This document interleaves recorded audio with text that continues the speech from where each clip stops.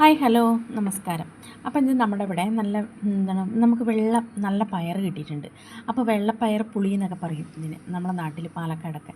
അപ്പോൾ വെള്ളപ്പയർ മുതിര അങ്ങനെയൊക്കെ ഇങ്ങനെ പുളി ഒഴിച്ച് വെക്കാറുണ്ട്. അപ്പോൾ ഞാനത് തലേന്ന് കുതിർത്ത് വെച്ചിട്ടും ചെയ്യാം, വറുത്തിട്ടും ചെയ്യാം. അപ്പോൾ ഞാൻ വറുത്തതിന് ശേഷം എന്നിട്ടാണ് കഴുകിയത്. ഇല്ലെങ്കിൽ കുതിർത്ത് കഴിഞ്ഞ് കഴുകി കഴിഞ്ഞിട്ട് ഇതാക്കുമ്പോൾ പെട്ടെന്ന് ഇതായിപ്പോവും. അപ്പോൾ ഞാനത് കുക്കറിൽ ഒരു 4-5 വിസിൽ വേവിക്കാനായിട്ട് അവിടെ വെച്ചിട്ടുണ്ട്.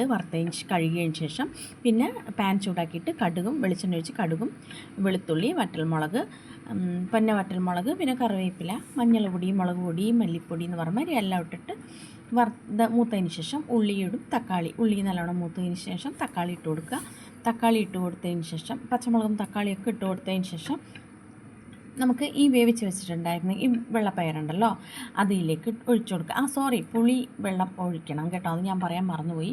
പുളിവെള്ളം നമുക്ക് ഒരു നെല്ലിക്ക വലുപ്പത്തിലുള്ള പുളി കഴുകിയിട്ട് അതിലേക്ക് പിഴിഞ്ഞിട്ട് അതിലേക്ക് ഒഴിച്ചു കൊടുക്കുക.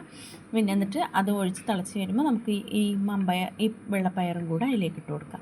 ഇട്ട് കൊടുത്തതിന് ശേഷം അത് നല്ലോണം ഒന്ന് അവിടെ കിടന്ന് ഉപ്പൊക്കെ ഇട്ടിട്ട് നല്ലോണം ഒന്ന് വേകട്ടെ. നമുക്ക് കുറച്ച് തേങ്ങയും ജീരകവും അരച്ചിട്ട് ഇതിലേക്ക് ഒഴിച്ചു കൊടുക്കുക. അപ്പോൾ അത്രയത്തിനുള്ളൂ. കറി നല്ലോണം ഒന്ന് തിളച്ച് കഴിഞ്ഞ് വരുമ്പോൾ നമുക്ക് അതിലേക്ക് മല്ലിച്ചപ്പോ എന്താണെന്ന് വെച്ച് നോക്കിയിട്ടിടാം. ഇത് നമുക്ക് നേരത്തെ വേണമെങ്കിൽ തലേന്ന് കുതിർത്തിട്ട് അങ്ങനെ വറക്കാണ്ടും അങ്ങനെയും ആക്കാം. വറുത്തതിന് ശേഷം പെട്ടെന്ന് അങ്ങനെ ആക്കാം. രണ്ടും തമ്മിൽ വലിയ വ്യത്യാസമൊന്നുമില്ല. അപ്പോൾ വേറെ വിശേഷങ്ങളൊന്നുമില്ല, അത്രയൊക്കെ തന്നെ.